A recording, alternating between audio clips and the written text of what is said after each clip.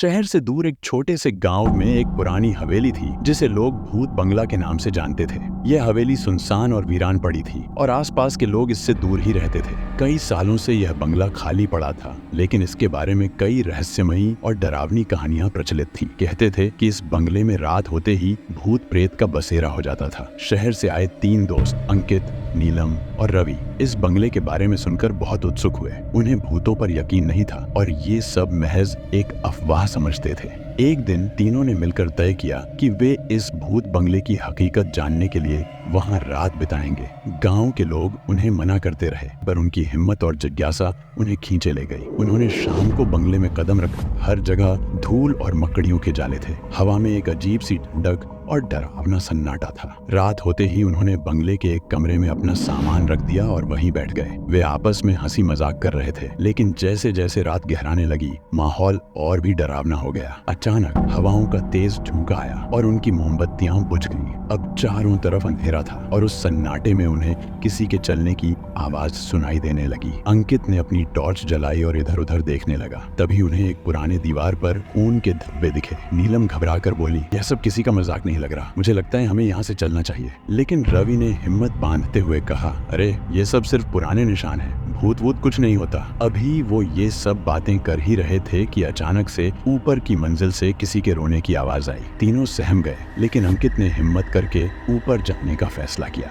जैसे ही वे सीढ़ियां चढ़ने लगे, कदमों की आवाज उनके पीछे पीछे चलने लगी। हर कदम पर उन्हें ऐसा लगा कि कोई उनकी परछाई बना हुआ है। ऊपर की मंजिल पर पहुंचते ही उन्होंने एक कमरे का दरवाजा धीरे धीरे खुलते देखा। कमरे के अंदर अंधेरा था, पर अचानक टॉर्च की रोशनी में उन्हें एक परछाई दिखी। एक औरत जो सफेद साड़ी में लिपटी हुई थी, उसके बाल बिखरे हुए थे और चेहरा डरावना था। उसके चेहरे पर एक भयानक हंसी थी जो सीधी उनकी आंखों में झांक रही थी। नीलम की चीख निकल गई और अंकित ने रवि का हाथ पकड़ा। वो औरत धीरे धीरे उनकी ओर बढ़ने लगी। उसके पैरों की आवाज कमरे में गूंज रही थी और वे तीनों पीछे हटते गए। नीलम की सांसें तेज हो गईं और वह कांपते हुए बोली, हमें यहाँ से भागना होगा। वे भागकर सीढ़ियों से नीचे उतरे, पर जैसे ही वे नीचे पहुंचे, उन्होंने पाया कि हर दरवाजा बंद हो चुका था। अब वे कमरे में फंस गए थे और उन्हें किसी भी तरह बाहर निकलने का रास्ता नहीं मिल रहा था। तभी उस औरत की आवाज सुनाई दी, तुम लोग यहाँ से नहीं जा सकते, रह के लिए यहीं रह जाओ। अचानक कमरे की खिड़की अपने आप खुलने